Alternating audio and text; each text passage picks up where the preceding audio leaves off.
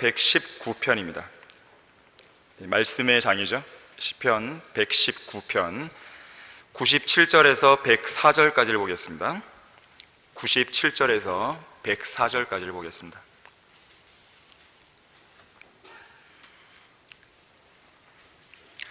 오, 내가 얼마나 주의 법을 사랑하는지요. 그것이 종일 나의 묵상이 되나이다. 주께서 주의 계명들을 통하여 내 원수들보다 나를 더 현명하게 하셨사오니 이는 그것들이 항상 나와 함께 함이니이다. 말씀들이 함께 한다는 거죠. 내가 나의 모든 스승들보다 더 명철하오니 이는 주의 증거들이 나의 묵상이 됨이니이다. 내가 노인들보다도 더 깨달았으니 이는 내가 주의 법규들을 지킴이니이다. 내가 나의 발을 모든 악한 길에서 삼갔으니 이는 내가 주의 말씀을 지키기 위함이니이다. 내가 주의 명령들로부터 떠나지 아니하였으니 이는 주께서 나를 가르치셨음이니이다. 주의 말씀들이 내 입맛에 어찌 그리 단지요. 정녕 내 입에 꿀보다 더 다니이다.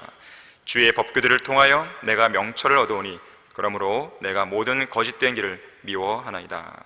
아멘. 말씀을 위해 기도하겠습니다. 감사하신 주 하나님 아버지, 오전에 이어서 오후에 예수 그리스도의 이름으로 다시 모일 수 있도록 인도해 주셔서 감사드립니다. 우리가 영과 진리로 주님께 경배드리는 이 자리에서 우리의 마음을 주님 한 분만으로 가득 채워주시고, 특별히 이 시간 설교를 통해서도 우리의 마음을 주님의 말씀으로 가득 채워주실 간구드립니다. 우리의 모든 생애가 주님의 말씀으로 사로잡힌 생애가 되게 해주시고, 말씀에 의해 지배되고 말씀에 의해서 인도받는 그러한 생애가 될 수 있도록 저희들을 복주시길 원합니다. 이 시간 설교를 할 때에 저를 성령으로 충만케 해주시고, 우리 모든 성도들도 말씀을 받기에 합당한 그 마음 자세로 주님께서 바꿔주실 간구드립니다. 마귀가 어떠한 형태든지 우리 안에 심겨지는 말씀들을 빼앗아가지 못하도록, 어떠한 유익도 취하지 못하도록 주님께서 철저히 보호해 주시고 강력하게 역사해 주십시오. 모든 걸 주님께 부탁드립니다. 주 예수 그리스도 이름으로 기도했습니다. 아멘. 여기 앞쪽이 약간 더운 것 같습니다. 오늘 설교의 제목은 그리스도인의 영원한 스승입니다. 그리스도인의 영원한 스승. 어제가 스승의 날이었죠. 자신을 올바르게 가르쳐주고 인도해 주신 스승의 은혜에 대해 깊이 생각하고 또 기억하고 존경과 감사하는 마음을 담아 그 은혜를 기념하는 날입니다. 1958년에 충청남도에 있는 강경 여자 중고등학교, 그때는 중학교랑 고등학교가 분리가 안 됐을 때니까요, 강경 여자 중고등학교에서 있었던 일입니다. 당시 이 학교에는 청소년 적십자 단체가 있었어요. 쉽게 말하면 보이스카우트, 걸스카우트 이런 거죠. 아람단 이런 형태입니다. 이 적십자 단원들이 병환 중에 계신 선생님들을 위문하고 또 퇴직하신 스승들을 찾아뵙고 위로하는 어떤 사은 행사를 벌였습니다. 여기서 유래가 되어서 스승의 날이 제정이 됐고요. 1965년부터는 한글을 만든 세종대왕이 전 국민의 스승이라고 생각해서 세종대왕이 태어난 날을 스승의 날로 정해서 오늘까지 이어져 오고 있다고 합니다. 자신의 인생에서 마땅히 걸어야 할 길을 올바르게 가르쳐주고 또 무언가를 배우고 따를 수 있는 스승이 있다는 사실은 복되고 감사한 일입니다. 스승이 없는 사람은 좀 불행해요. 문제는 뭐냐면 어떤 스승을 만나는가에 있죠. 그런 말이 있습니다. 어렸을 때의 스승이 그 사람의 운명을 좌우한다. 그만큼 스승이 중요하다는 것이고, 특히 어렸을 때 어떤 스승을 만나냐에 따라서 그 사람의 향후 인생의 좌우명이나 가치관이나 또 그런 인생의 질들이 바뀐다는 거예요. 여러분에게는 기억에 남는 스승이 있으십니까? 스승의 날을 맞이해서 시행한 어떤 설문조사를 보니까 이 학생들이 좋아하고 오래 기억하고 따르고 싶어하는 그런 선생님들의 유형을 50가지로 정리를 한 내용을 봤습니다. 그 중에 일부만 소개해드리면요, 늘 웃는 얼굴로 대하는 선생님, 순수하고 솔직한 선생님, 희망과 용기를 주는 선생님, 재미있게 가르치는 선생님, 열심히 공부하시는 선생님. 선생님이 열심히 공부해야 돼요. 학생들이 열심히 해야죠. 혼내지 않으시는 선생님, 수업에 늦게 들어오시는 선생님, 더운 날 음료수 사주시는 선생님, 숙제를 조금만 내시는 선생님, 출장을 자주 가시는 선생님, 공부하기 싫은 거죠. 입냄새가 나지 않으신 선생님. 여러분들이 그런 분들 계신지 모르겠는데, 제가 고등학교 1학년 때 이 여자 선생님이셨는데 이 별명이 로얄젤이에요. 이 앞에 있는 학생들은 거의 침을 맞으면서 이제 수업을 들어야 되는데, 그럴 때마다 이제 아이들이 장난스럽게 막 세수를 하듯이 막 하거든요. 그러면 이제 선생님이 내 침은 로얄젤이야 막 그랬던 기억이 나는데, 또 거짓말이나 욕을 하지 않으신 선생님, 엄하게 지도하시지만 따뜻한 마음으로 챙겨주신 선생님, 학생들의 이야기를 많이 들어주고 이해해 주신 선생님, 적성과 꿈을 찾을 수 있도록 도와주는 선생님 등등의 50여 가지 유형이 나왔다고 합니다. 자, 한편 성경은 구원받은 그리스도인들이 기억하고 따라야 할 세 부류의 대상에서 이야기합니다. 우선 예수 그리스도를 따라야 되죠. 가장 기본적으로.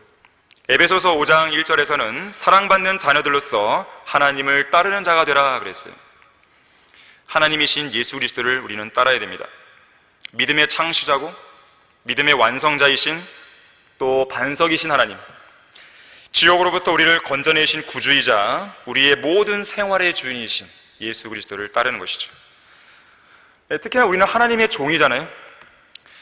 전에는 사탄의 종으로서 죄의 노예요, 죽음의 노예요, 그렇게 살았지만 이제는 그리스도의 종이란 말이에요. 종에게는 어떤 권한이 없습니다. 어떤 걸 하고 어떤 걸 안 하고 그런 권한이 없어요. 오직 그리스도의 종으로서 주님께서 명령하신 것만 따라가는 것이에요. 두 번째로는 우리는 사도 바울을 따르라고 합니다. 고린도전서 11장 1절 보니까 내가 그리스도를 따르는 것처럼 너희는 나를 따르는 자가 되라 그랬어요.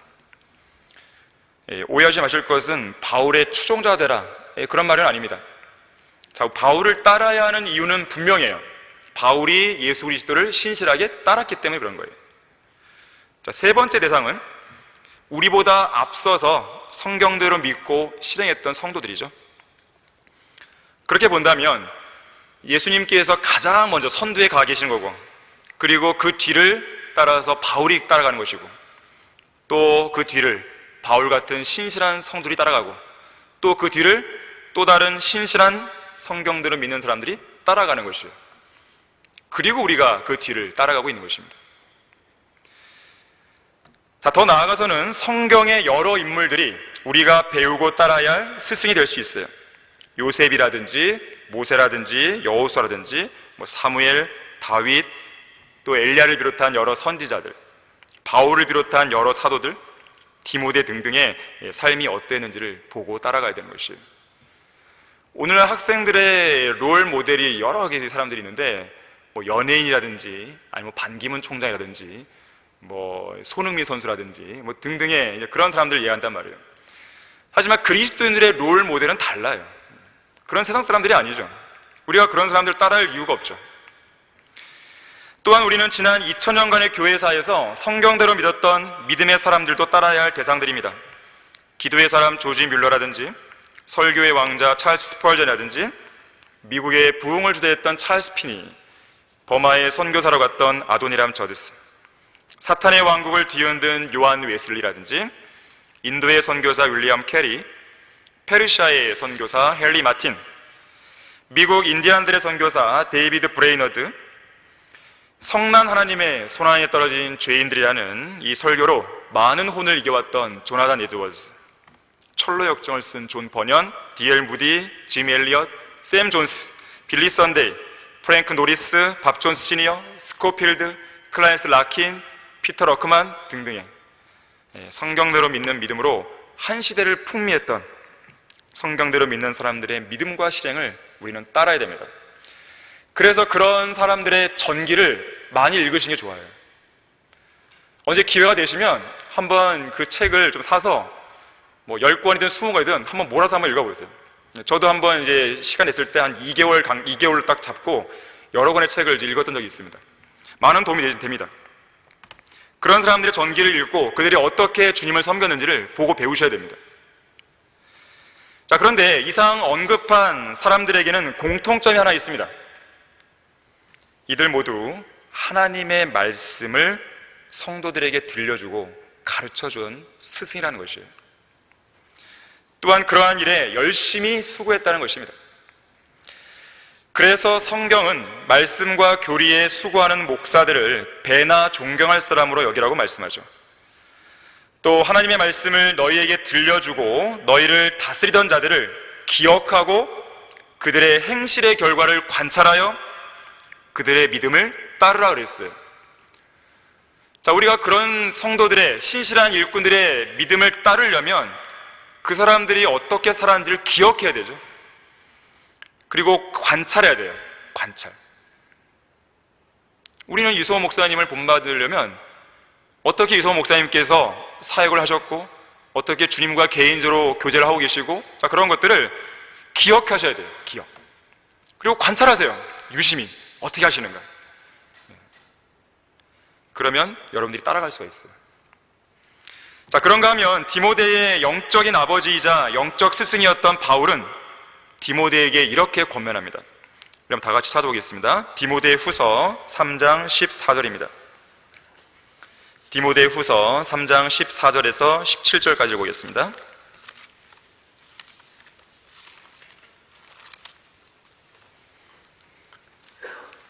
그러나 너는 내가 배운 것과 확신한 것에 꾸준히 거하라.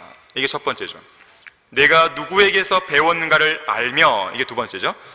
자, 그 다음에 더 중요한 게 나오는데, 또 어릴 때부터 내가 성경을 알았으니, 자, 그 성경은 너로 그리스도 예수 안에 있는 믿음으로 인하여 구원에 이르도록 지혜롭게 할 수 있느니라. 모든 성경은 하나님의 영감으로 주어진 것으로 교리와 책망과 바로잡음과 의로 훈육하기에 유익하니 이는 하나님의 사람이 온전하게 되며 모든 선한 일에 철저히 구비되게 하려 함이니라. 자, 지금 이 구절은 우리가 배우고 확신한 성경 말씀 안에 꾸준히 거하는 것, 이것도 중요하고, 또 우리가 누구에게서 하나님의 말씀을 배웠는가, 이걸 아는 것도 중요하고, 하지만 더 중요한 게 있다는 거예요. 바로 그 말씀, 그 성경, 우리가 배우고 확신한 바로 그 성경, 이 성경이 우리를 구원에 이르게 해주고 지혜롭게 할 수 있다는 것을 깨달으라는 것이죠. 뿐만 아니라 성경은 우리에게 교리를 알려줘요. 무엇이 옳은지 그른지를 가르쳐줘요. 스승이죠. 때로는 우리의 잘못된 부분을 책망하고 바로잡아주고 의로 훈육을 해줍니다. 그뿐만 아니라 우리를 온전하게 해주고 모든 선한 일에 철저히 구비될 수 있도록 해주는, 다시 말하자면 스승이에요. 스승. 성경 자체가 우리 모든 그리스도인들을 가르치고 훈육하는 위대한 스승인 것입니다. 그런데 이 말씀은 저 하늘에 영원히 세워져 있잖아요. 하늘과 땅은 없어져도 결코 없어지지 않잖아요. 그래서 오늘 설교 제목대로 우리의 영원한 스승인 것이죠. 그리스도인의 영원한 스승, 바로 성경에 대해서 오늘 이야기하고자 합니다. 이 땅에 구원받은 성도들을 가르치는 참된 교사이자 무오한 교사가 있다면 그것은 말씀인 성경입니다. 그래서 성경이 없는 교육은 저주인 것이에요. 그냥 하는 이야기가 아닙니다. 살아있고 능력이 있는 하나님의 말씀, 양날 가진 어떤 칼보다도 예리해서 우리의 양심을 깊이 찌르는 그 양의 말씀, 마음의 생각들과 의도들을 판별해서 우리를 올바르게 바로잡아주는 그 말씀. 자, 그 성경이 우리를 가르치려고 하는데 만일 누군가가 그러한 가르침을 거절하고 방해하고 막는다면 그것은 불행의 시작이에요. 파멸의 시작이 됩니다. 그래서 우리는 성경이 우리에게 무엇이라고 말씀하고 가르치는지에 귀를 기울여야 됩니다. 우리의 영원한 스승인 성경 앞에 겸손히 무릎 꿇고 우리의 마음속에 새겨주는 위대한 가르침을 주목하고 따라야 되는 것이죠. 자, 그리스도인의 영원한 스승인 성경을 따라야 된다. 첫 번째로, 영원한 스승인 하나님의 말씀을 사랑해야 됩니다. 제자가 자신을 가르치는 스승을 사랑하고 존경하는 것은 당연한 것입니다. 오늘 본문 97절 말씀을 보니까 오, 내가 얼마나 주의 법을 사랑하는지요, 그것이 종일 나의 묵상이 되나이다. 하루 종일 묵상이 될 만큼 여러분 하나님의 말씀을 사랑해 본 적 있습니까? 과연 여러분에게는 성경이 어떠한 위치고 어떠한 이 자리를 차지하고 있나요? 과연 여러분은 성경을 사랑하고 있습니까? 가장 아끼고 가장 소중히 여기는 그런 책입니까? 사람들이 쓴 일반 서적처럼 그렇게 취급하고 있지는 않아요? 이 세상 그 어떤 책보다도 가장 사랑하고 가장 존경하고 절대적으로 신뢰하고 있는 책입니까? 데살로니가전서 2장 13절에 보니까 우리 손안에 들려있는 이 성경을 사람들의 말이 아니라 사실 그대로 하나님의 말씀으로 받으면 이 말씀이 믿는 우리 가운데서 효과적으로 역사한다 그랬어요. 여러분의 마음속에는 어떻습니까? 이 말씀을 들을 때마다, 말씀을 읽을 때마다, 말씀을 공부할 때마다 막 흥분이 되십니까? 내 안에서 막 꿈틀댑니까? 주님께서 너무나도 이렇게 강력하게 역사해서 막 주체할 수 없을 정도로 그런 마음이 드십니까? 만약에 그것이 안 일어나고 있다면 왜 그런 것일까요? 가장 큰 이유는 데살로니가전서 2장 13절에 나와 있는 거예요. 그 말씀을 실제 그대로 안 믿은 거예요. 하나님의 말씀대로. 이 성경을 실제로 믿지 않고 있는 게 가장 큰 문제인데, 내 자신이 성경대로 믿는 그리스도인들의 대열에 속해 있다 보니까 당연히 나도 성경을 믿고 있는 사람이라는 착각 속에 빠질 수가 있는 거예요. 마치 다른 사람의 믿음이 내 믿음인 것이냐, 그렇게 한단 말이에요. 아니면 머리로만 지식이 가득할 뿐 마음으로는 전혀 믿지 않고 있을지도 모릅니다. 머리에 있는 지식은 가슴으로 내려와야 돼요. 가슴으로 내려와서 온전한 믿음과 결합해서 그 열정과 행동이 밖으로 터져 나와야 됩니다. 우리 안에 말씀을 통한 효과적인 역사가 일어날 때까지 믿음으로 말씀을 붙드셔야 돼요. 여러분이 항상 예배를 드려 오실 때 다른 부분도 기도하시겠지만 내가 오늘 듣는 설교 말씀을 통해서 내 마음을 확 변화시켜 달라고 기도하고 오셔야 돼요. 그런 기대 속에서 앉아 계셔야 됩니다.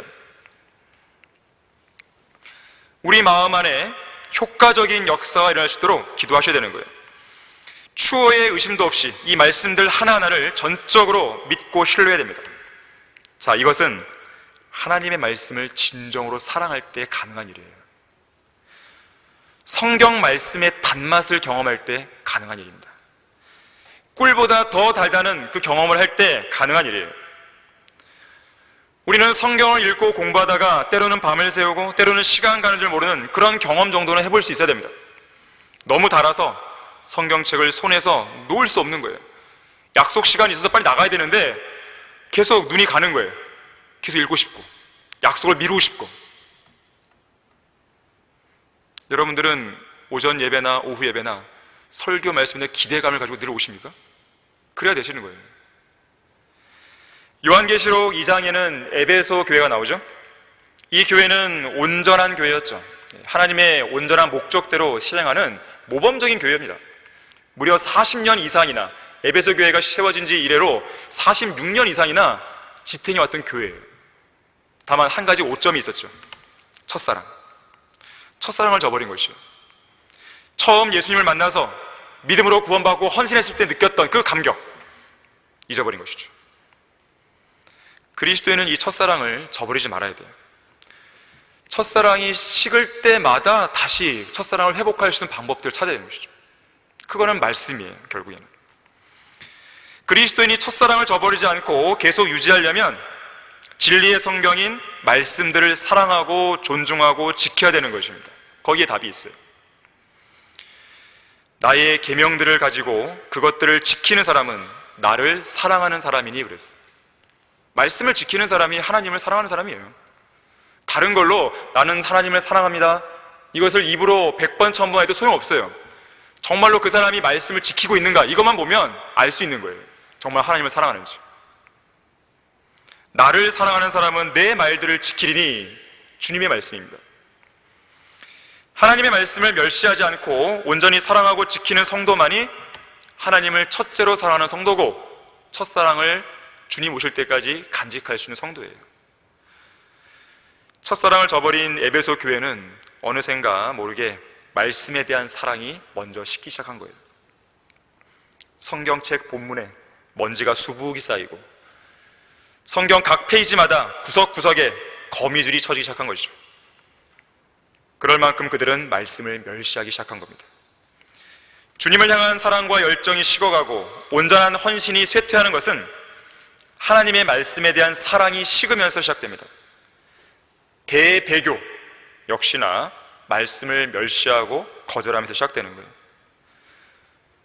왜 우리 교회가 그렇게 바른 성경 이걸 강조하나요? 바로 여기에 있는 것이에요. 바른 성경이 없이 어떻게 신앙생활을 할 수 있고, 바른 성경이 없이 어떻게 개혁이나 부흥을 이야기할 수 있어요? 그건 말도 안 되는 것이에요. 백날 성경으로 돌아가자, 그렇게 외쳐보세요. 바른 성경이 아니라 변개된 성경으로는 백날 그렇게 외쳐도 그거는 한낱 구호밖에 지나지 않는 것이죠. 과거에 일어났던 대각성 운동과 관련해서 알아야 할 중요한 사실은, 성령 하나님께서 주도하셨던 참된 부흥은 오직 바른 성경인 킹제임스 성경에서 시작되었다는 거예요. 여기서 시작되는 것이죠. 그런 면에서 보면 우리나라는 정말 불쌍한 나라입니다. 기독교 역사가 130년이 넘었는데 처음 기독교가 들어왔을 무렵부터 변개된 성경, 사회복음이라는 변질된 복음과 함께 들어왔기 때문에 제대로 된 부흥이나 제대로 된 대각성을 경험해 본 적이 없어요. 1992년, 1994년, 92년에 교회가 태어지고 94년에 성경이 출간되고, 이때야 비로소 이제 그 맛을 우리는 알기 시작한 거예요. 참된 신약지역교회가 뭐고, 어떻게 하는 것이 주님을 섬기는 것이고, 어떻게 하는 것이 주님을 제대로 기다리는 것이고, 성경 말씀이 어떤 것이 이 말씀을 해석하는 데 있어서 옳고 그르고, 이것을 우리는 그때서야 알게 된 거예요. 불과 29년 전이에요. 하지만 감사한 것은 지금이라도 이렇게 기적적으로 주었다는 것은 감사한 일입니다. 우리에게 그나마 소망이 있는 것은 바로 여기에 있어요. 마지막 이 배교한 교회 시대에 참다운 말씀과 참다운 복음이 없이 이 나라는 그냥 끝장날 수 있었어요. 그렇잖아요. 어차피 지금 대배교의 시대인데 이러한 성경이 그냥 없이 지나갈 수 있었어요. 근데 놀라운 일입니다. 이런 나라는 없어요. 보통은 바른 성경에 먼저 들어갔다가 나중에 배교해버리잖아요. 근데 우리나라는 아니에요. 우리는 뭐 배교고 할 것도 없이 그냥 잘못된 거 들어왔다가 정말로 이 황폐화된 이 상황에서 기적적으로 성경이 등장하고 기적적으로 참된 교회가 세워진 거예요. 기적적으로 여기 앉아 계신 여러분들이 태어난 것입니다. 이게 기적이 아니면 뭐겠어요? 어쩌면 하나님께서 그분의 어떤 계획이 있다면, 뜻이 있다면 우리에게는 마지막 희망과 마지막 개혁의 불길을 당길 수 있는 그런 기회나 자비가 있을지도 모르는 것이죠. 이 전 세계 언어가 약 6,000개입니다. 이 중에서 100만 명 이상의 인구가 사용하는 언어는 250개로 추려집니다. 6,000개 중에서. 그 중에서도요, 자국의 언어를 가진 국가는 불과 28개밖에 안 돼요. 그 중에 우리나라가 있는 거예요. 그리고요, 28개 국가 중에서 로마자나 한자의 변형이 아닌 순수하게 독창적인 고유 문자를 사용하는 국가는 놀라지 마십시오. 6개밖에 안 돼요. 그 중에 우리나라가 있는 것이죠. 한글이. 한글의 과학성과 우수성은 세계적으로도 인정을 받습니다. 그래서 이 제1차 2009년에 있었던 제1차 세계 문자 올림픽이 있어요. 2009년에 있었고 또 제2차가 2012년에 있었는데 그때마다 우리는 둘 다 금메달을 차지했습니다. 자, 이것만으로도 우리는 자부심을 느낄 만하지만 간과해서는 안 될 더 중요한 게 있습니다. 그렇다면 하나님께서 보시기에 한글에 대한 가치를 어떻게 보시냐 이거예요. 하나님께서 이 땅에 언어를 주신 목적이 뭘까요? 그것은 인간과 인간 사이의 소통이 1차 목적이 아니에요. 하나님과 인간 사이의 소통이 1차 목적입니다. 하나님께서는 인간과 소통하실 때 말과 언어로 하십니다. 은사주자들의 짐승소리 같은 그런 방언도 아닌 방언 가지고 하는 게 아니에요. 특히 오늘날에는 기록된 언어로, 문자로 성경을 주셔서 인간과 소통하고 계시죠. 특히 이 교회 시대는. 어떤 환상이나 꿈이 아니기 때문에요.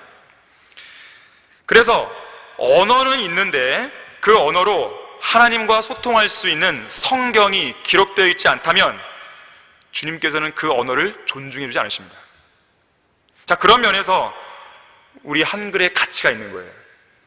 한글 킹제임스 나오면서 하나님께서는 이 나라 이 민족을 주목하시는 거예요.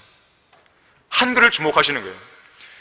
물론 이미 영어 킹제임스 성경이 이미 먼저 나왔기 때문에 하나님께서는 전 세계에 공용을 쓰고 계시지만 나름대로 그 상황에서도 이 불모지 같은 땅에서 한글로 된, 자국어로 된 성경을 우리가 가졌잖아요. 이건 대단한 것입니다.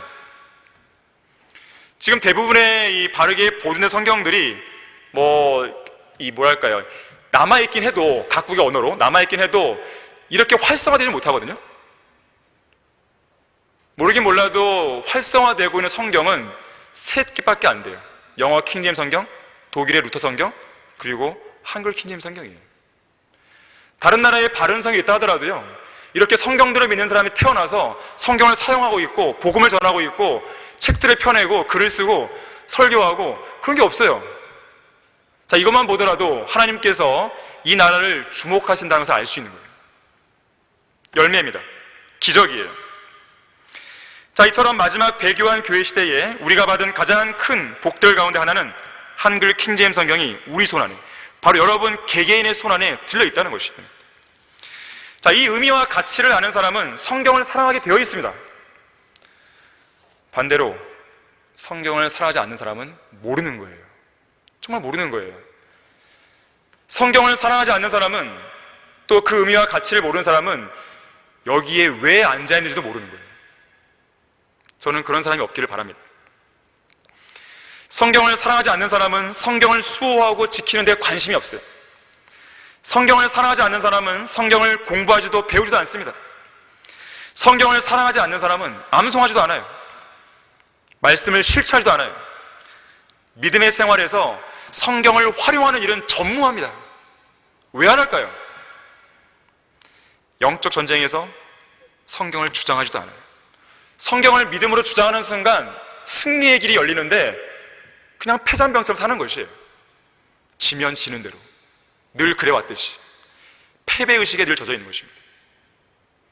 성경을 사랑하지 않는 사람은 매일같이 성경을 먹지도 묵상하지도 않아요. 그래서 성경을 위해 살지도 않고 성경을 위해 죽지도 않아요. 럭크만 목사님이 처음 구원받았을 때 이런 간증을 했습니다. 나는 내 생애 처음으로 나에게 개인적으로 말씀하시는 책 한 권, 곧 하나님의 말씀인 성경을 갖게 되었다. 그 성경은 나의 생활을 깔끔하게 정리해 주기 시작했다. 책을 많이 읽으면 읽을수록 더 많은 것들을 포기하게 되었다.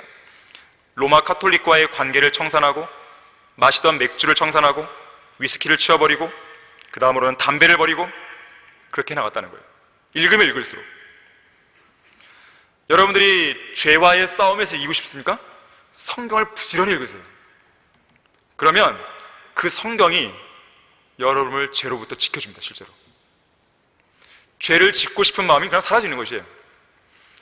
죄라고 하는 것은요, 내가 죄를 안 지어야지 그렇게 안 짓는 게 아니에요. 그럼 더 짓게 됩니다. 자연스럽게 죄를 이길 수 있는 방법을 찾아야 돼요. 그거는 말씀에 의해서 여러분들이 지배당하면 돼요. 그럼 문제는 쉽게 해결됩니다. 갈라디아서 5장에서는 그것을 뭐라 그러냐면 성령 안에서 행하라 그랬어요. 내가 성령 안에서 행하면 자연스럽게 육신의 일들을 안 하게 되어 있어요. 내가 막 억지로, 막 의지적으로 안 해야지 그게 아니에요. 그래서 승리하는 게 아니에요. 자, 그와 동일한 권위를 가진 성경이 우리의 손에도 있는 것이죠. 이 책은 하나님의 책이고 바로 이 책은 여러분 한 사람 한 사람에게 개인적으로 말씀하고 있는 거예요. 우리는 이 책을 진심으로 사랑해야 되는 것이죠. 자, 그리스도인의 영원한 스승인 성경을 따르라. 두 번째로, 영원한 스승인 하나님의 말씀을 존중해야 됩니다. 자, 제자가 자신을 가르치는 스승을 존중하지 않는 것은 있을 수 없어요.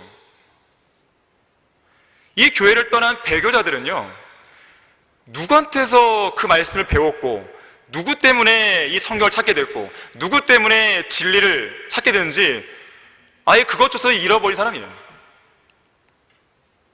일말의 양심이 있다면, 최소한의 어떤 인간적인 그런 양심이 있다면 그러지도 않는 거죠. 스승에 대한 존중이 없는 거죠. 눈에 보이는 스승에 대한 존중도 없는데 눈에 보이지 않으신 하나님에 대해서 어떻게 존중함을 갖겠어요?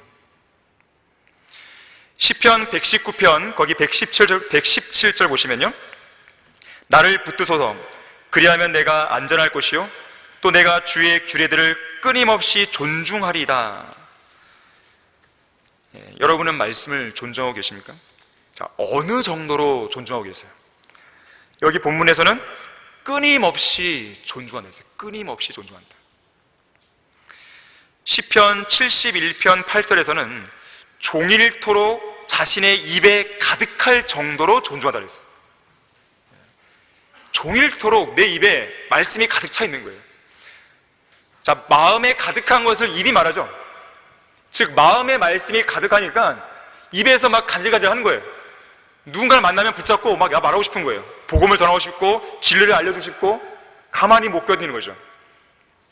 이것이 바로 성령으로 충만한 사람, 말씀에 지배당하는 사람, 하나님의 말씀을 진심으로 사랑하고 존중하는 사람에게 나타나는 특징입니다. 자, 우리가 말씀을 존중해야 하는 이유가 있는데 그것은 그 말씀에 권위가 있기 때문에 그래요. 능력이 있기 때문에 그렇습니다. 초림 당시에 예수 그리스도께서 이스라엘 백성들을 가르치시죠. 그때 백성들이 예수님의 가르침을 듣고 느낀 게 있었어요. 다른 일반 서기관들과 다르다는 거예요. 예수님의 가르침에는 능력과 권위가 느껴지는 거예요. 왜 그랬을까요? 예수님께서 전하시는 말씀은 하나님 아버지 말씀 그 자체였기 때문에 그렇습니다. 자, 권위 있는 말씀을 가지고 말씀하셨더니 권위가 있는 것이죠. 물론 예수님께서도 스스로 권위를 갖고 계시죠. 사람들은 종종 러크만 목사님에게 이런 말을 했다고 합니다. 펜사콜라 신학원을 나온 졸업생들은 아주 권위 있게 말하는 모습 때문에 어디에 내놓아도 금방 눈에 띕니다 라고 했다고 그래요. 그때마다 러크만 목사님은 이렇게 답변했다고 합니다. 네, 잘 보셨습니다. 하지만 그 권위는 나 러크만이나 우리 학교로부터 나온 권위가 아니고 오직 성경 그 자체에서 나온 권위입니다. 바로 그 책이 우리 학생들을 가르쳤고 그 학생들은 그 책을 전파하고 가르쳤기 때문에 권위 있게 말하는 것으로 보였던 것입니다. 그랬어요. 근데 이것은 우리도 느끼는 바거든요. 여러분은 어떨지 모르겠지만 저는 이제 초등학교 1학년 때 구원받은 이후로 10수년간을 일반 교회에서 생활해 왔습니다. 그때의 신앙생활과 제가 진리를 알고 난 이후에 지금의 신앙생활을 비교를 해보면요, 달라요. 무게감이 달라요. 자신감이 달라요. 힘이 달라요. 누군가에게 다가서서 말씀을 전하는 것이 달라요. 파워가 달라요. 자, 왜 그런가 제가 한번 곰곰이 생각해 본 적이 있었습니다. 바른 성경이에요. 그 전에도 성경은 있었지만 변개된 개혁성이라는 말이에요. 메가리가 없어요. 힘이 없는 거예요. 그걸 가지고 뭘 한다 해도 확신도 없어요. 자신도 없어요. 비리비리한 그런 교인들만 나오는 거죠. 그런데 바른 말씀을 발견하고 나서 1, 2년 갈 것도 없어요. 한두 달만 돼도 그 사람이 제대로 된 믿음만 갖고 있다면 정말 10년, 20년 다른 제독교회에서 성장했던 사람들보다 몇백 배의 힘이 나옵니다. 거리 설교를 하잖아요. 제독교회 누가 하겠어요? 그 수많은 청년들 중에서 누가 하냐 이거예요. 수많은 장년들 중에서 누가 하냐 이거예요. 수많은 교인들 중에서 과연 거리에서 누가 담대하게 그렇게 거리 설교하냐 이거예요. 그게 아무나 하는 것입니까? 말씀이 그 안에 가득 차면 힘이 생기는 거예요. 자신감이 생기는 겁니다. 두려울 게 없어요. 하나님의 말씀을 사랑하는 사람에게는 거칠 것이 없다 그랬어요. 거칠 게 없어요. 뭐가 거칠 게 있어요? 말씀이 내 안에 있는데. 바로 그것이 권위예요. 내가 잘난 게 아니죠. 나에게 주어진 성경 자체의 권위가 있으니까 그 권위를 들고 가서 전했더니 그 권위가 그대로 전해지는 거예요. 바로 그것입니다. 고린도전서 2장 4절과 5절에 보니까 바울이 이렇게 말합니다. 또 내 말과 내 설교를 설득력 있는 인간의 지혜의 말로 하지 않고 성령과 능력을 나타내므로 하였으니 이는 너희의 믿음이 인간의 지혜에 있게 하지 아니하고 하나님의 능력에 있게 하려 함이라고 말하고 있는 것이죠. 바로 말씀 자체를 통해 역사하시는 성령님의 그 능력, 그 지혜, 바로 거기에 모든 권위와 능력에 답이 있는 거예요. 한편 오늘날 마지막 배교한 이 교회 시대는 세계 전역에서 하나님의 말씀을 멸시하는 풍조가 극에 달해 있죠. 사람들의 마음속에서 성경에 대해 존중하는 마음을 좀처럼 찾아볼 수 없습니다. 멀리 갈 것도 없이 이 나라 교회들을 보세요. 특히 신성한 강단에 선 목사들이 앞장서서 살아있는 말씀을 멸시하고 있습니다. 그들은 말하죠. 우리가 언제 멸시했습니까? 칼로 난도질을 하고 칼로 난도질한 성경을 쓰고 있잖아요. 없음이라는 구절이 있는데 버짓 쓰고 있잖아요. 36,000군데가 틀렸다고 말을 하는데 비교도 안 해보고 가만히 있잖아요. 무책임한 거죠. 목사라면 선한 것이 무엇인지 확인하고 비교해보고 옳은 것을 붙잡아야죠. 그리고 교인들에게 알려줘야죠. 그들은 게으른 사람들이에요. 성경을 공부하지 않습니다. 이 나라 교회 목사들만큼 성경 공부하지 않는 목사들 없어요. 정말 안 해요. 남의 설교나 베껴 쓰든지 했던 설교 계속 재탕하든지 그런단 말이에요. 1부, 2부, 3부 예배 매 부의 설교가 똑같잖아요. 왜 똑같을까요? 헌금을 많이 걷기 위해서요. 오늘날과 같은 현대인의 이 바쁜 삶에서 여러 개의 예배를 드릴 수 없잖아요. 그래서 그 중에 하나 취사 선택하세요. 어차피 설교는 똑같으니까 일부 예배를 드려도 나온 걸로 간주할게요. 다만 헌금 내고 가세요. 이거예요. 등산을 가든지 뭘 하든지 간에 아침 일찍 못 나오면 저녁 늦게 7부 예배가 있습니다. 그때 나오세요. 이런 이상한 세태에 살고 있는 것이에요. 교회는 많은데 복음을 전하지 않고 교인 수는 많은데 진정한 성도는 없고 정말로 이 나라의 그런 영적 상황을 보게 되면 한숨만 나오는 거죠. 답답함이 밀려오는 것이죠. 그래도 우리는 감사한 것은 여기 우리 성경들을 믿는 성들이 있다는 것이죠. 옆에 있는 이 지체들이 얼마나 소중한 분들인데요. 불과 이 땅에서는 500명 정도밖에 안 되지만 이분들이 있기 때문에 서로가 서로를 위해서 기도해주고 서로가 힘을 내고 함께 동역해서 사역을 이끌어 가잖아요. 하나님께서 보시고자 하는 것이 바로 그것이거든요. 자, 이 땅에서는 목사들이 생수의 근원이자 살아있는 빵인 이 말씀을 거절해버렸습니다. 이것이 바로 배교의 가장 큰 원인이고 심판을 받는 가장 큰 원인입니다. 결국 이들은 아무런 유익도 줄 수 없는 거짓된 말씀들만, 변개된 성경들만 만들어냈고 그들이 만든 물통들은 깨져버렸고 그들의 빵에는 벌레들이 생겼고 악취가 가득하고 누룩곰팡이가 여기저기 피어나 있는 것이죠. 그런 걸 먹고 있으니 교인들이 병들지 않겠습니까?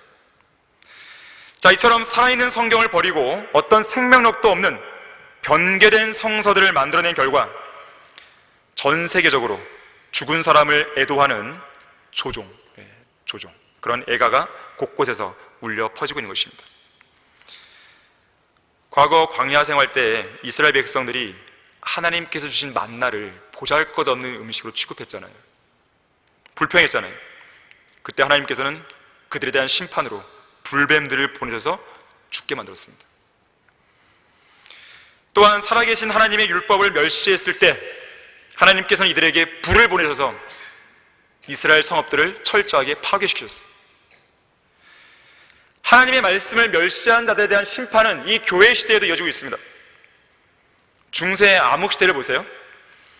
변개된 성경이 판을 쳤죠. 가짜 교회인 로마 카톨릭과 그들에 의해서 만들어진 거짓 교리가 판을 쳤죠. 기독교와 바빌론 종교가 혼합된 사탄의 교리가 절정에 달했단 말이에요. 바로 그 시기에 하나님께서는 흑사병을 보내셨습니다. 전염병이 가장 위세를 떨쳤던 5년의 기간 동안 이 흑사병으로 인해서 당시에 2천만 명 이상의 유럽인들이 죽었다 그래요. 그 숫자가 당시 유럽 인구의 3분의 1이에요. 3분의 1. 영국과 미국을 위시해서 변개된 성서들이 출간되면서 시작된 배교의 교회시대 초기 1918년과 1919년에 하나님께서는 스페인 독감을 세계 전역에 보내셨습니다. 그 스페인 독감으로 인해서 5천만 명에서 1억 명이 죽었다 그래요. 이 숫자는 전 세계 인구의 3%에서 6% 정도에 해당되는 숫자입니다. 이 숫자는 당시에 제1차 세계대전으로 죽은 사망자 숫자보다 최소 3배 이상 많은 숫자였어요. 스페인 독감으로 죽은 게. 이 스페인 독감은 당시에 우리나라에도 왔었습니다. 우리나라에서는 이제 이름이 무오년 독감, 무오해에 왔던 독감이라고 해갖고 무오년 독감. 이 독감으로 우리나라도요 14만 명이 죽었어요. 왜 그랬을까요? 우리나라에 처음부터 영적으로 병들게 만든 변개된 성경이 들어왔어요. 그때 로스역 변질된 복음이 들어왔죠. 아펜젤러와 언더우드를 필두로 해서 바른 복음과 진리의 지식을 전파하기보다는 학교와 병원 설립이 우선이었잖아요. 사회 복음이 들었단 말이에요. 또 뭐가 있었습니까? 가짜 부흥, 원산과 평양을 중심으로 한 대붕운동. 무슨 대붕운동이에요?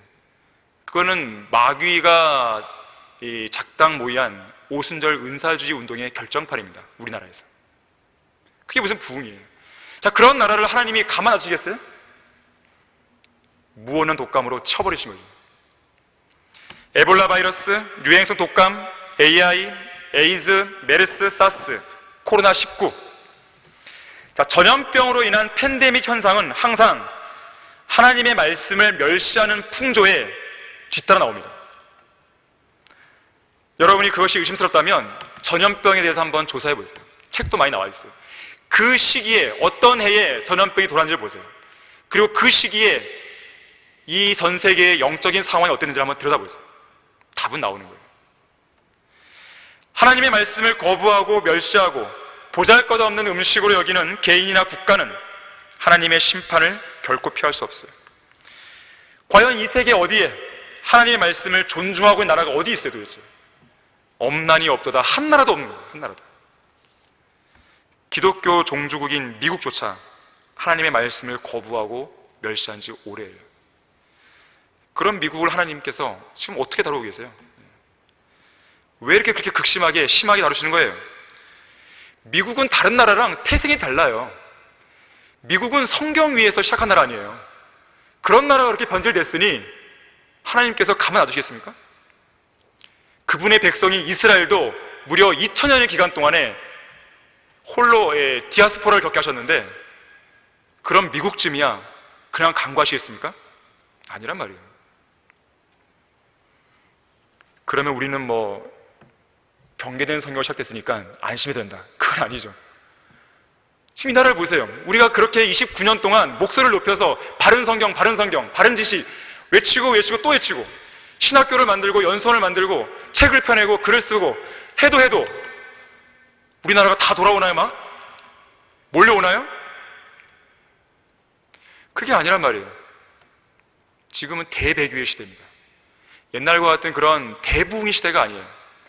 그러나 우리는 어딘가에 7,000명과 같은 바알에게 무릎 꿇지 않은 그런 사람들이 있을 것으로 기대하고 기도하면서 이 사역을 해나가는 거예요. 그리고 거기에서 한 사람이라도 더 구원받고 진리에 눈을 뜬다면 그거야말로 우리는 하나님께 감사하고 영광을 돌릴 수 있는 제목이 되는 것이죠. 그걸 위해서 우리는 이 마지막 이 생애를 살아가고 있는 것이죠. 이때를 살아가고 있는 것이죠. 말씀을 멸시하는 자는 누구라도 멸망할 것이나 계명을 두려워하는 자는 보상을 받는다 그랬어요. 나를 존중하는 자들을 내가 존중하고 나를 멸시하는 자들을 내가 소홀히 여기리라 그랬어요.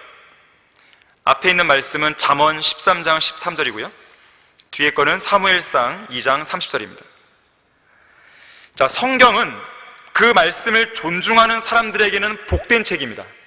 그런데 성경을 멸시하고 거절하는 사람들에게는 저주가 됩니다. 화가 돼요. 애가가 됩니다. 슬픈 노래. 진노가 되고 심판을 가져오는 무서운 책이 되어버리는 것이죠. 하나님을 시험하면 안 됩니다. 성경을 시험하면 안 돼요. 우리의 위대한 영원한 스승인 성경을 존중해야 됩니다. 하나님의 말씀을 존중하는 것만이 심판을 피할 수 있는 유일한 길이에요. 오늘 본문의 98절, 99절, 100절 말씀을 다시 보시면요, 주께서 주의 계명들을 통하여 내 원수들보다 나를 더 현명하게 하셨사오니 이는 그것들이 항상 나와 함께함이니이다. 내가 나의 모든 스승들보다 더 명철하오니 이는 주의 증거들이 나의 묵상이 됨이니이다. 내가 노인들보다 더 깨달았으니 이는 내가 주의 법규들을 지킴이니이다. 자, 이 구절들은 왜 우리가 하나님의 말씀을 존중해야 하는지 그 이유를 설명해주고 있는 것이에요. 진리의 말씀을 아는 성도가 이 세상 그 어떤 스승들보다도 명철한 것이에요. 세상 지식은 많은데 성경적인 지식은 전무예요. 그 사람이 가장 멍청한 사람이에요. 성경적인 지식은 많은데 세상 지식은 별로 없어요. 그 사람 현명한 사람이에요. 이건 하나님의 기준이에요. 세상 기준과 다르죠. 찰스 스펄전이 이렇게 말했습니다. 우리를 가르치는 스승들이라 그래서 항상 신뢰할 수 없다. 그들 중 어떤 스승도 맹목적으로 따라서는 안 된다. 우리를 가르치고 인도하는 스승들이 실수할 때조차도 우리는 현재 우리가 타고 있는 배를 침몰 위기에서 구해내려면 오직 하나님의 말씀이라는 해상 지도만을 따라가야 한다 그랬어요. 무슨 말입니까? 하나님의 말씀이 우리의 진정한 무오한 참된 스승이에요. 자, 어떤 스승이라고 하는 사람이 우리가 섬기는 성경, 이 스승과 반대되는 말을 하면 버려야 되는 거예요. 그거는 과감하게 너 틀렸어라고 말할 수 있어야 되는 것입니다. 그런 용기가 있어야 되는 것입니다. 100사람이 성경과 반대되는 이야기를 할 때 나 혼자서라도 성경이 옳다라고 이야기할 수 있어야 돼요. 그것이 우리 성경대로 믿는 그리스도인의 용기예요. 특권이에요. 담대함입니다. 그만큼 우리는 성경을 존중해야 돼요. 여러분이 성경을 존중하지 않으면 하나님께서는 영광을 받지 못하시는 거예요. 그리스도인의 영원한 스승인 성경을 따라야 됩니다. 세 번째로, 영원한 스승인 하나님의 말씀에 순종해야 돼요. 자, 사랑하고 존중하고 순종하는 것이죠. 제자가 자신을 가르치는 스승의 말에 유념하고 순종하는 것은 지극히 당연한 것이에요. 오늘 본문 102절에서 104절이 그렇죠. 내가 주의 명령들로부터 떠나지 않았으니 이는 주께서 나를 가르치셨습니다. 주의 말씀들이 내 입맛에 어찌 그리 단지요. 정녕 내 입에 꿀보다 더 다니이다. 주의 법규들을 통하여 내가 명철을 얻어오니 그러므로 내가 모든 거짓된 길을 미워하나이다. 자, 영원한 스승인 하나님의 말씀에 순종한다는 것은 두 가지 의미가 있습니다. 여기 본문에 따르면 첫 번째는 101절 말씀대로, 101절인가요? 102절, 명령들로부터 떠나지 않는 거예요. 이게 첫 번째예요. 두 번째는 104절에 나오는 대로 모든 거짓된 길을 미워하는 것입니다. 이 두 가지가 있어야 돼요. 내가 현재 참된 길에 서 있다면 그 길에서 떠나지 말고 계속 밀고 나가야 돼요. 하지만 거짓된 길에 서 있다면 당장 그 길을 미워하고 버리고 돌아와야 됩니다. 이것이 바로 나의 영원한 스승인 말씀에 대해 순종하는 거예요. 하지만 오늘날 영원한 스승의 말씀에 순종하지 않는 아주 고집스러운 성도들이 있습니다. 마이웨이를 고집하는 거예요. 마이웨이. 호세아 4장 16절에 보니까 그런 마이웨이를 고집하는 사람들을 가리켜서 뒷걸음질하는 암송아지에 비유합니다. 고삐를 잡고 소를 이끄는데 소가 안 가는 거예요. 계속 버티는 거죠. 그러면서 언덕길에서 뒤로 밀리고 계속 타락해가고 고집센 황소와 고집센 암소의 모습이에요. 예레미야 8장 5절에서도 예루살렘의 백성이 계속되는 타락으로 뒤로 미끄러진다고 말씀하고 있는 것이죠. 이 미국 가수 프랭크 시나트라가 있습니다. 이 사람이 이제 마이웨이라는 곡을 발표했어요. 자신감과 확신에 차서 내 갈 길 가게노라. 여기에서 이제 빗대어 나온 용어가 하나 있는데, 시나트라, 이 사람 프랭크 시나트라 이름을 따서 시나트라 독트린이라는 단어예요. 과거에 이제 구소련 이 공산당 서기장이었던 고르바초프가 자신이 추진했던 개혁 개방 정책에 따라서 소련의 동맹국들에게 각자 자기 갈 길을 가, 마이웨이 해, 이렇게 하면서 나온 것이 그 선언이 바로 시나트라 독트린. 그런가 하면 영국의 심리학자 토니 애트우드가 이 아스퍼거 증후군에 붙인 이름으로 시나트라 증후군이 있어요. 시나트라 증후군. 이게 뭐냐면 자기 길만 고집하다 보니까 자기 세계에 딱 갇혀 있는 거예요. 그래서 옆에 있는 사람들의 말을, 권면을 듣지 않는 거예요. 소통이 안 됩니다. 더 나아가서는 명백한 오류가 있고 명백히 비판받을 만한 게 있는데 그런 거를 전혀 수용하지 않는 거예요. 자기가 저지른 과오를 쉽게 바로잡지 못하는 거예요. 자, 이런 것을 가리켜서 시나트라 증후군, 이 아스퍼거 증후군에 붙인 이름이에요. 바로 고집불통, 외고집쟁이를 이렇게 부르는 겁니다. 마이웨이. 우리나라 대통령이 딱 그 모습이에요. 지금 너무 안타까운 모습입니다.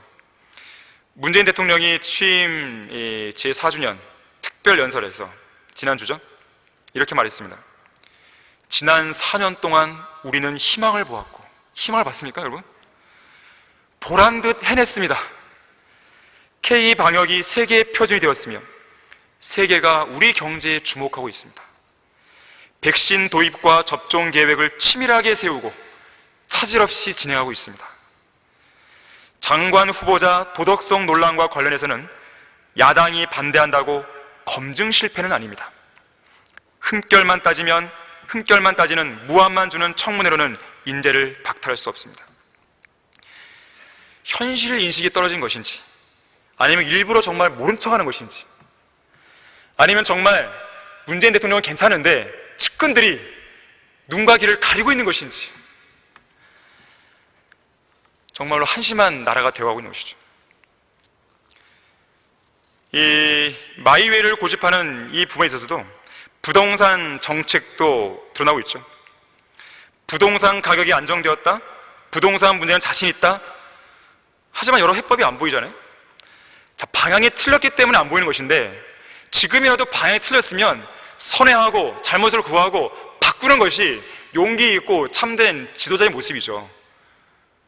그런데 여전히 방향 자체는 틀린 게 없습니다 라고 얘기하는 거예요. 언젠가 이 문재인 대통령의 복심으로 불리는 한 측근이 인사가 이런 말 했어요. 고집이 세기로는 노무현 대통령보다 문재인 대통령이 훨씬 더 셉니다 그랬어요. 출애굽 당시에 이집트에 내려진 재앙이 한창이었을 무렵에 신하들이 파라오에게 이렇게 말합니다. 왕께서는 이집트가 망하는 것을 아직도 알지 못하시나이까? 파라오만 몰라요. 파라오만. 신하들도 처음에는 파라오의 편에 있었죠. 근데 재앙이 거듭되면 거듭될수록 이게 아닌 거예요. 빨리 이스라엘을 내보내야 되는 게 정상인 거예요. 근데 파라오만 계속 붙들고 있는 거예요. 왕만 모르는 거예요. 파라오만이 현실 인식이 부족한 마이웨이를 외치고 있었던 것이죠. 자, 이처럼 우리의 영원한 스승인 하나님의 말씀에 순종하지 않는 고집센 성도들의 모습을 하나님은 지금도 인내하고 계십니다. 마이웨이는 정치권에만 있는 게 아니에요. 말씀에 대한 불순종으로 인해서 자기가 지금 망해가고 있다는 것을 깨닫지 못하는 고집센 성도들이 있는 거예요. 죄를 자백하지도 않고 완전히 버리지도 않음으로 인해서 무척이나 매를 많이 맞고 있는 성도가 있는 것이죠. 이런 계속 꼬이고 있는데 자기는 방향이 맞다라고 계속 우기는 것이에요. 하나님께서는 그게 아니라고 계속 사인을 주시고 신호를 주시는데, 방향을 맞는데 곧 있으면 결과가 나올 거예요. 정말 나올까요? 그 끝에는 뭐가 있을까요? 주님께서 그의 생명을 거둬가시겠죠. 항상 하나님의 말씀에서 떠나지 않고 거짓된 길을 미워하고 버리면서 풍성한 삶을 누리며 살다가 하늘나라로 갈지, 아니면 말씀에서 이탈하여 거짓된 길에서 마이웨이를 고집하는 가운데 만신창이가 되어가면서 하늘나라 갈지, 그거는 각자 개인이 결단할 몫이에요. 기왕에 하늘나라 가는 거 좀 편하게 승리도 맛보면서 감사도 있고 간증도 있고 그게 그냥 낫죠. 굳이 하늘나라 가는 열차 안에서 화장실 문간 앞에 앉았을 리는 없잖아요. 좌석을 앉든지 특등석을 앉든지 그렇게 가야죠. 물론 한 번 열차에 탄 이상 내릴 수는 없습니다. 구원이 영원히 보장되기 때문에. 하지만 어떠한 모습으로 갈 건지는 여러분이 선택해야 돼요.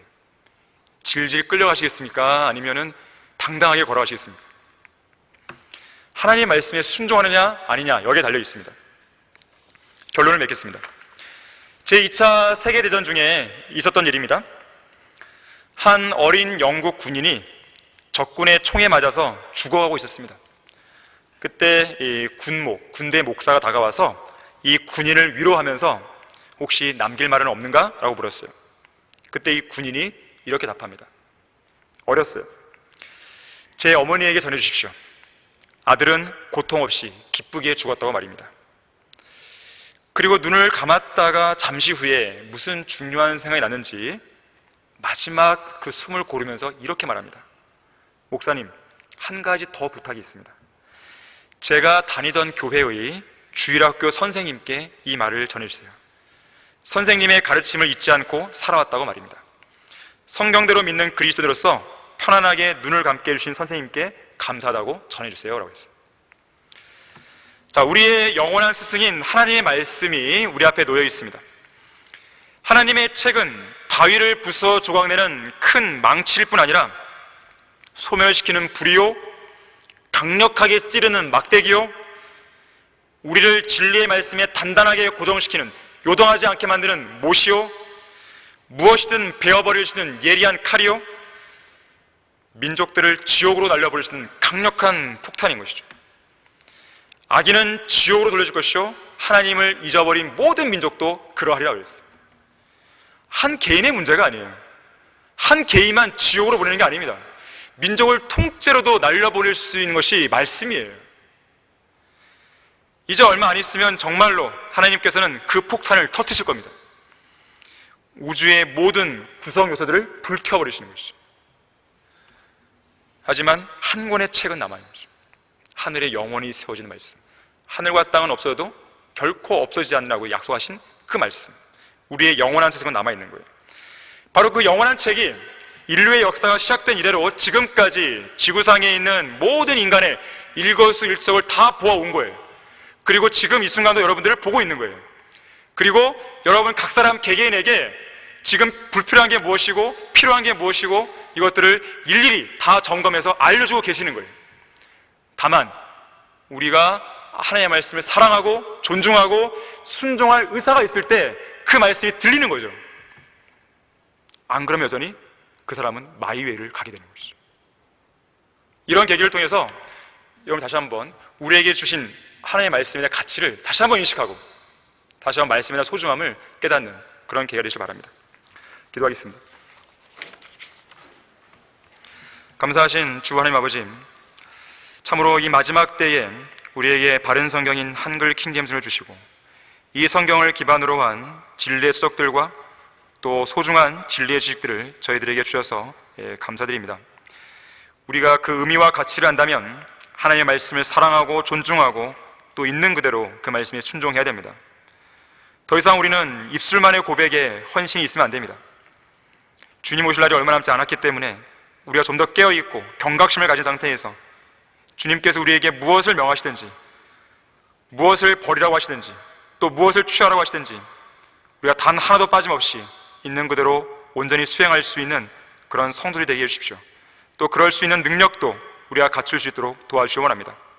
모든 은혜와 자비에 감사드립니다. 주 예수 그리스도 이름으로 기도했습니다.